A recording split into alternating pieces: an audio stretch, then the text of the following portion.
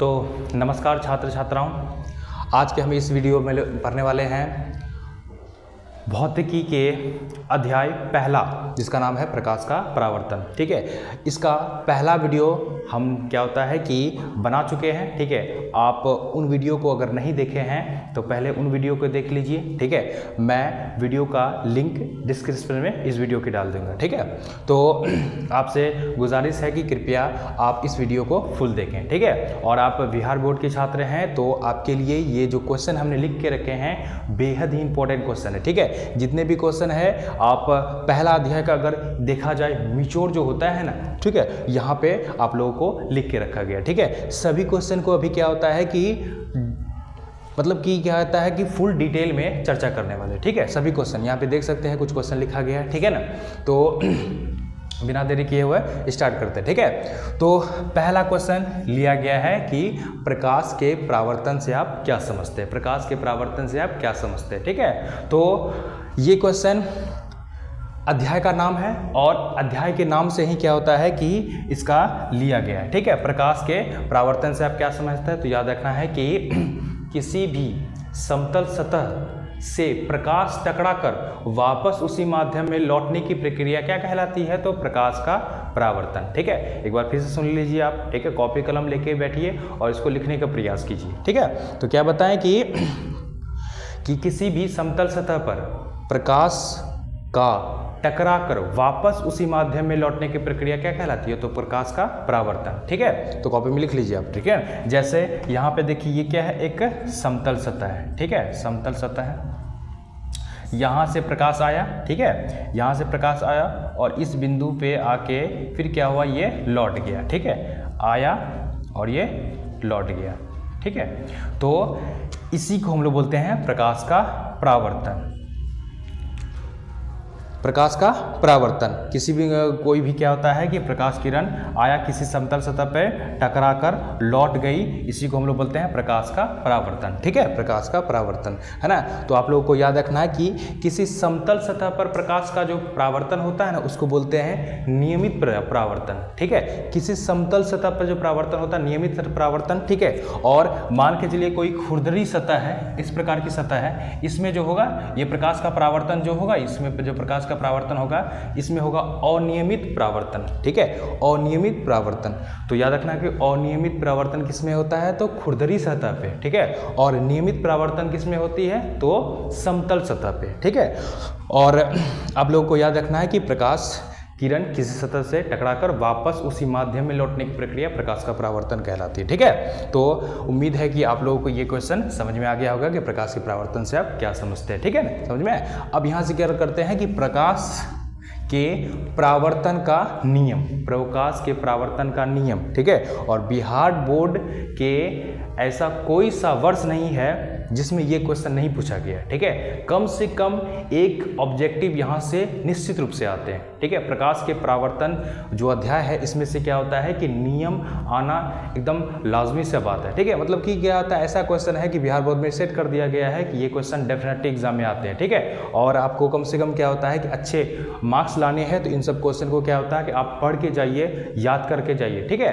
तो आगे चलते हैं, प्रकाश का परावर्तन के नियम क्या है। ठीक है, परावर्तन के नियम क्या है ना, तो चलिए हम लोग पढ़ते हैं। तो प्रकाश के परावर्तन का नियम याद रखना है कि किसी भी सतह पर प्रकाश टकराकर कुछ नियम का पालन करती है तब वो प्रकाश क्या होती है, तो परावर्तित होती है। ठीक है, इसी को हम लोग बोलते हैं प्रकाश के परावर्तन का नियम। ठीक है, और परावर्तन के कितने नियम हैं, तो परावर्तन के आप लोग को याद रखना है कि परावर्तन के 2 नियम होते हैं। ठीक है, परावर्तन के 2 नियम होते हैं। ठीक है ना, मैं इससे पहले क्या होता है भूल गए हैं कि आप लोगों को ये याद रखना बेहद जरूरी है कि ये क्या है, कोई सतह है, यहाँ से कोई प्रकाश आया और यहाँ से क्या हो गया, लौट गया। ठीक है ना, और आप लोगों को याद रखना है कि प्रकाश आने वाले प्रकाश, किसी सतह पर पड़ने वाले प्रकाश को आपतित प्रकाश कहते हैं। ठीक है, आपतित प्रकाश या आपतित किरण कहते हैं। ठीक है, और आपको याद रखना है कि किसी सतह पर पड़कर वापस लौटने की प्रक्रिया जो होता है ना, या फिर वापस लौटने वाले प्रकाश को क्या कहते हैं, तो उसको बोलते हैं परावर्तित प्रकाश। ये हो गया आपका आपतित प्रकाश, आपतित किरण बेहतर रहेगा। और ये जाने वाले जो प्रकाश है इसको बोलते हैं परावर्तित किरण। ठीक है, किसी सतह पर पड़ने वाली किरण को क्या कहते हैं? आपतित किरण। और पढ़कर वापस लौटने वाली किरण को क्या कहते हैं? तो परावर्तित किरण। ठीक है, और इसके बीच में एक अगर लंब खींचा जाए, ठीक है, एक लंब खींच लेते हैं, इसके बीच में क्या खींचते हैं? एक लंब खींच लेते हैं। ठीक है, तो ये लंब का नाम हम M दे देते हैं और जिस सतह पर खींचा है इसको O दे देते हैं। ठीक है, यहाँ पर A ले लेते हैं, यहाँ पे B ले लेते हैं। ठीक है, तो यहाँ से देखिए आपतित किरण जो हो गया A और O हो गया, और जाने वाला जो किरण है परावर्तित किरण क्या हो गया? O और B हो गया। ठीक है, और अभिलंब क्या हो गया?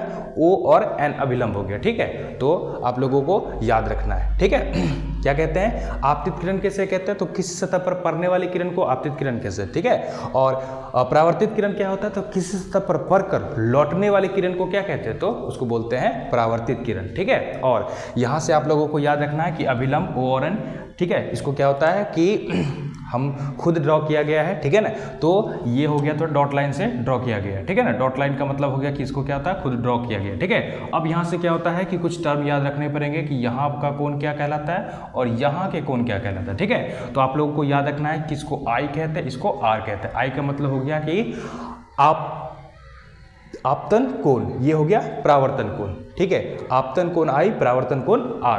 ठीक है, आप लोग को याद रखना आपतन कोण I, परावर्तन कोण R। ठीक है, आपतन कोण कहते हैं किसे? अगर डेफिनेशन पूछ ले तो डेफिनेशन क्या होगा कि आपतित किरण और अभिलंब, आपतित किरण और अभिलंब के बीच बने कोण को क्या कहते हैं? तो आपतन कोण कहते हैं। ठीक है, और दूसरा क्या होगा? परावर्तन कोण। परावर्तन कोण क्या हो जाएगा? तो परावर्तित किरण और अभिलंब के बीच बने कोण को क्या कहते हैं? तो परावर्तन कोण कहते हैं। ठीक है, तो उम्मीद है आप लोगों को समझ में आ गया। ठीक है ना, और ये जो हो गया आपका ये समतल सतह है और जहां पे ये जो पड़ रही है इसको बोलते हैं आपतन बिंदु। ठीक है, आपतन बिंदु कहाँ पे है? तो याद रखना कि जहां पे प्रकाश आ रही है, लौट रही है, और जहां पे अभिलंब, तीनों क्या होता है? एक ही बिंदु पे है, इसी बिंदु को हम लोग बोलते हैं आपतन बिंदु। ठीक है, जो वो है ये क्या है? आपतन बिंदु। ठीक है, आपको याद रखना है। ठीक है, तो ये सिंबल ड्रॉ करना मत भूलिएगा। ठीक है, एग्जाम में अच्छे मार्क्स चाहिए तो ये सिंबल चाहिए। क्वेश्चन अगर पूछे कि प्रकाश के परावर्तन का नियम क्या है, इसको ड्रॉ करके लिख दीजिए। ठीक है, अब यहाँ से चलते हैं कि प्रकाश के परावर्तन के कितने नियम है। ठीक है, तो प्रकाश के परावर्तन के 2 नियम होते हैं। ठीक है, 2 नियम हम यहाँ लिखने नहीं जाएंगे।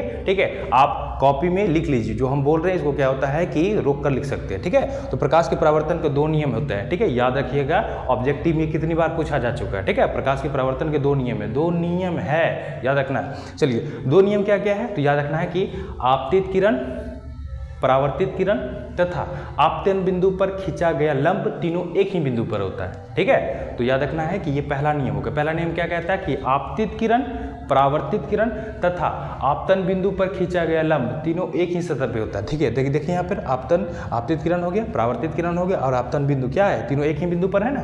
तो याद रखना है कि तीनों क्या होता है? एक ही बिंदु पर है। तो ये पहला नियम है। ठीक है, परावर्तन का पहला नियम यही है कि आपतित किरण, परावर्तित किरण तथा आपतन बिंदु पर लंब क्या है? तीनों एक ही सतह पे होती है। ठीक है, चलिए अब आगे क्या होता है? दूसरा नियम जो बहुत इंपॉर्टेंट है। दूसरा नियम क्या है? बहुत आसान है। ठीक है, बहुत आसान है। बहुत आसान का कहने का मतलब क्या हो गया? आपतन कोण परावर्तन कोण के बराबर होता है। ठीक है, आपतन कोण परावर्तन कोण के बराबर होता है। जैसे आपतन कोण क्या है? तो कोण I को क्या बोलेंगे? आपतन कोण, और कोण R को क्या बोलेंगे? तो परावर्तन कोण। तो यही दूसरा नियम क्या कहता है? पहला नियम तो हम लोग देख लिए थे, तो दूसरा नियम क्या हो गया कि आपतन कोण परावर्तन कोण के बराबर होता है। ठीक है, चलिए उम्मीद है कि आप लोगों को ये समझ में आ गया होगा। ठीक है, इसको कॉपी में ड्रॉ कर लीजिए, हर साल एग्जाम में पूछा जाता है। ठीक है, मजाक में मत लीजिए। ठीक है, कई स्टूडेंट को हमने ये क्या होता है कि VBI मोस्ट VBI क्वेश्चन बना के दिए हैं। ऑफलाइन में मेरे पास ढेर सारा स्टूडेंट पढ़ता है। ठीक है ना, तो आप लोगों को ये मजाक में नहीं लेना है। ठीक है, चलिए हम क्या होता है कि ये 2 क्वेश्चन हो चुका है। अब तीसरा क्वेश्चन के चलते हैं कि प्रतिबिंब किसे कहते हैं, इसके कितने प्रकार है। ठीक है, प्रतिबिंब किसे कहते हैं और इसके कितने प्रकार है।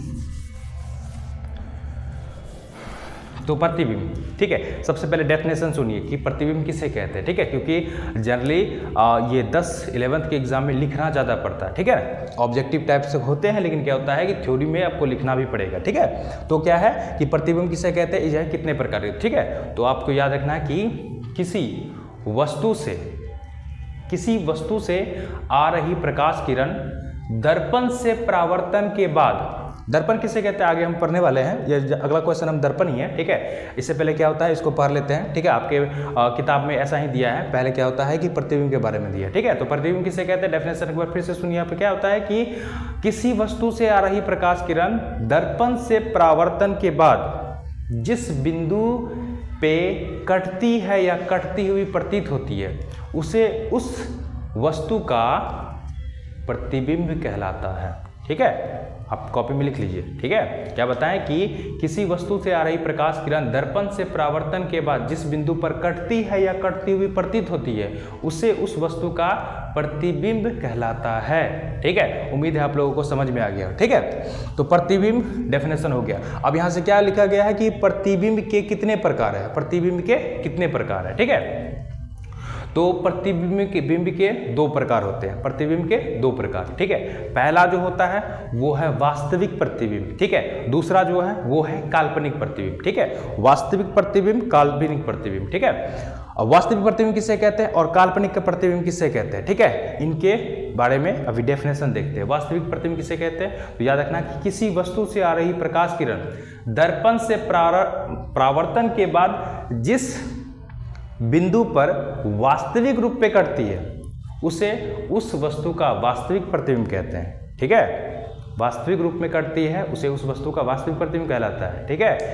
और काल्पनिक प्रतिबिंब क्या होता है, तो याद रखना किसी वस्तु से आ रही प्रकाश किरण दर्पण से परावर्तन के बाद किसी बिंदु पर आभासी रूप से कटती है, ठीक है, या काल्पनिक रूप से कटती है उसे उस बिंदु का काल्पनिक प्रतिबिंब कहलाता है, ठीक है। आगे वीडियो में या फिर क्या होता है कि अगले वीडियो में आप लोगों को प्रतिबिंब बना के दिखा देंगे कि कैसे आभासी प्रतिबिंब बनता है, यानी कि काल्पनिक प्रतिबिंब कैसे बनता है और वास्तविक प्रतिबिंब का निर्माण कैसे होता है, ठीक है। आगे हम लोग पढ़ने वाले हैं, ठीक है। तो आप घबराइए नहीं कि वास्तविक क्या होता है, काल्पनिक क्या होता है, ठीक है। आप लोगों को ये अच्छी तरीके से मतलब क्या होता है कि फिगर ड्रॉ करके बना दिया जाएगा, ठीक है। यानी कि कौन से प्रतिबिंब में कैसा कैसा प्रतिबिंब बनता है, अलग अलग जगह पे कहाँ पे कौन सा प्रतिबिंब बनता है, सारा बना के दिखाएंगे। तो घबराने की कोई जरूरत नहीं है, वीडियो में बने रहिए, ठीक है। क्लास करते रहिए, ठीक है। तो आपको ये क्वेश्चन याद हो गया होगा, ठीक है, कि प्रतिबिंब किसे कहते हैं, इसके कितने प्रकार है, प्रतिबिंब किसे कहते हैं, इसके कितने प्रतिबिंब आप समझ में आ गया कि प्रतिबिंब किसे कहते हैं। किसी वस्तु से आ रही प्रकाश किरण दर्पण से परावर्तन के बाद जिस बिंदु पर मिलती है या मिलती हुई प्रतीत होती है, कटती है या कटती हुई प्रतीत होती है, उसे उस वस्तु का प्रतिबिंब कहलाता है। प्रतिबिंब दो प्रकार का, वास्तविक प्रतिबिंब और काल्पनिक प्रतिबिंब। वास्तविक प्रतिबिंब क्या होता है कि वास्तविक रूप में कटता है। काल्पनिक प्रतिबिंब जो होता है वो क्या होता है कि उसका काल्पनिक रूप से कटता है, आभासी रूप में कटता है, वो जबरदस्ती हम लोग जान के काटते हैं, ठीक है। इसी कारण क्या हो गया, उसको काल्पनिक कहा जाता है, ठीक है ना। तो उम्मीद है कि आप लोगों को प्रतिबिंब समझ में आ गया होगा और इसके प्रकार भी समझ में आ गया, ठीक है। अब यहाँ पे अगला क्वेश्चन ले लिया गया है कि वास्तविक प्रतिबिंब और काल्पनिक प्रतिबिंब। काल्पनिक को हम लोग आभासी भी बोलते हैं, ठीक है, याद रखिएगा। वास्तविक प्रतिबिंब और काल्पनिक प्रतिबिंब में क्या अंतर है, ठीक है। बहुत ही इंपॉर्टेंट क्वेश्चन है कि वास्तविक प्रतिबिंब क्या होता है और काल्पनिक प्रतिबिंब क्या होता है, ठीक है। तो वास्तविक प्रतिबिंब सुनिए, तो आप लोगों को बता दिए थे कि वास्तविक प्रतिबिंब क्या होता है। इससे पहले डेफिनेशन सुने कि वास्तविक प्रतिबिंब क्या होता है, ये वास्तविक कटान से मिलकर बना होता है, ठीक है। अंतर दोनों में देखिए कि वास्तविक प्रतिबिंब और काल्पनिक प्रतिबिंब क्या अंतर है, ठीक है। तो वास्तविक प्रतिबिंब क्या होता है, वास्तविक कटान से मिलकर बनती है, ठीक है। और काल्पनिक प्रतिबिंब क्या होता है, काल्पनिक कटान से मिलकर बनती है, ठीक है। पहला अंतर हो गया। अब देखिए दूसरा अंतर क्या होता है कि वास्तविक प्रतिबिंब वस्तु की अपेक्षा उल्टा होता है, ठीक है। वास्तविक प्रतिबिंब वस्तु की अपेक्षा उल्टा होता है और काल्पनिक प्रतिबिंब वस्तु की अपेक्षा सीधा होता है, ठीक है। दूसरा अंतर हो गया, ठीक है। वास्तविक उल्टा, काल्पनिक सीधा, याद रखिए, वास्तविक उल्टा, काल्पनिक सीधा। वास्तविक प्रतिबिंब उल्टा होगा, काल्पनिक प्रतिबिंब सीधा होगा, ठीक है। ध्यान से याद रखिए क्योंकि ऑब्जेक्टिव में कितनी बार पूछा जा चुका है, ठीक है। वास्तविक प्रतिबिंब मतलब उल्टा, काल्पनिक प्रतिबिंब मतलब सीधा, ठीक है। चलिए, उम्मीद है कि समझ में आ गया होगा। अब तीसरा अंतर देखिए कि वास्तविक प्रतिबिंब को पर्दे पर प्राप्त किया जा सकता है। पर्दा मतलब फिल्म वगैरह में, ठीक है। तो वास्तविक प्रतिबिंब को पर्दे पर प्राप्त किया जा सकता है, काल्पनिक प्रतिबिंब को पर्दे पर प्राप्त नहीं किया जा सकता, ठीक है ना। चलिए, ये अंतर भी हो गया होगा। उम्मीद है कि आप लोगों को ये समझ में आ गया होगा, ठीक है। चलिए, अब पढ़ते हैं कि दर्पण क्या होता है, इसके कितने प्रकार हैं, ठीक है। दर्पण क्या होता है, इसके कितने प्रकार हैं, ठीक है। तो दर्पण किसे कहते हैं, ठीक है। तो दर्पण का परिभाषा इस तरह समझ सकते हैं कि दर्पण क्या होता है, ठीक है। तो एक अवधारणा है कि वैसे वस्तु, या फिर बोल सकते हैं दर्पण उस वस्तु को बोलते हैं जो अधिकांश प्रकाश को परावर्तित कर देता है। ठीक है, अधिकांश प्रकाश को परावर्तित कर देता है, दर्पण कहलाता है। ठीक है ना। लेकिन आपके जो यहाँ पर किताब में परिभाषा दिया गया है कि दर्पण क्या होता है, तो याद रखना कि ये कांच का वह टुकड़ा, ठीक है, कांच का वह टुकड़ा जिसका परावर्तक सतह पॉलिश किया होता है, ठीक है, या एक सतह पॉलिश किया होता है, ठीक है, क्या कहलाता है, दर्पण कहलाता है। ठीक है ना। तो याद रखना कांच का वह टुकड़ा जिसका एक सतह पॉलिश किया हुआ होता है उसे क्या कहते हैं, तो हम लोग दर्पण कहते हैं। ठीक है ना। तो उसे क्या कहते हैं, दर्पण कहते हैं। अब देखिए दर्पण के कितने प्रकार हैं। ठीक है, उम्मीद है कि दर्पण समझ में आ गया होगा कि दर्पण एक अलग सी परिभाषा क्या है कि जो अधिकांश प्रकाश को परावर्तित कर दे वो दर्पण कहलाता है। ठीक है, लेकिन अगर डेफिनेशन देखेंगे परिभाषा, तो परिभाषा क्या है कि कांच का वह टुकड़ा जिसका एक सतह पॉलिश किया रहता है, पॉलिश मतलब रजतित, पॉलिश किया हुआ रहता है, जिसका एक सतह पॉलिश किया हुआ रहता है उसका क्या कहते हैं, तो उसको दर्पण कहते हैं। ठीक है, और दर्पण के कितने प्रकार हैं, तो आप लोगों को याद रखना है कि दर्पण के दो प्रकार होते हैं। दर्पण के दो प्रकार कौन कौन सा, एक होता है समतल दर्पण, एक होता है गोलीय दर्पण।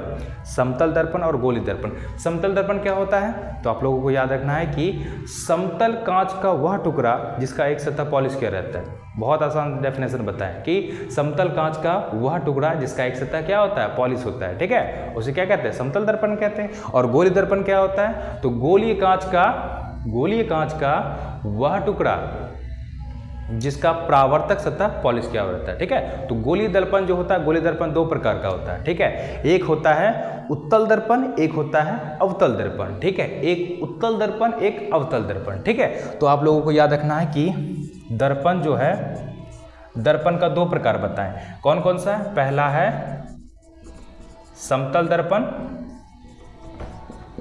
और दूसरा है गोलीय दर्पण। ठीक है, समतल दर्पण और गोलीय दर्पण। ठीक है, अब समतल दर्पण का कोई प्रकार नहीं है। ठीक है, इसके बारे में आप अगला क्वेश्चन यही पे है कि समतल दर्पण क्या होता है। ठीक है ना। अब गोलीय दर्पण का देखेंगे ना आप, तो गोलीय दर्पण का ये दो प्रकार बन जाता है। गोलीय दर्पण का दो प्रकार, पहला हो जाता है उत्तल दर्पण और इसका दूसरा हो जाता है, ये भी ले लेते हैं, उत्तल दर्पण और ये होता है अवतल दर्पण।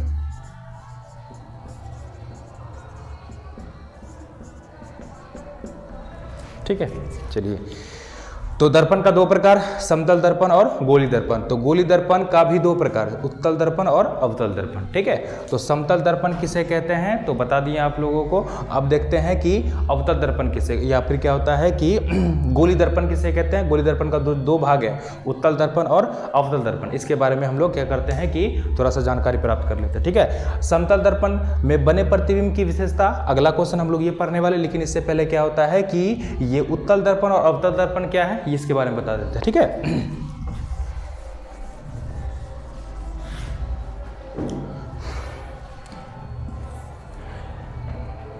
ये एक गोलीय कांच है, गोलीय कांच है जिसको क्या किया गया है कि यहां से काट लिया गया और एक का क्या किया गया कि एक का अंदर पॉलिश कर दिया गया। ठीक है, एक का क्या कर दिया गया, अंदर पॉलिश कर दिया गया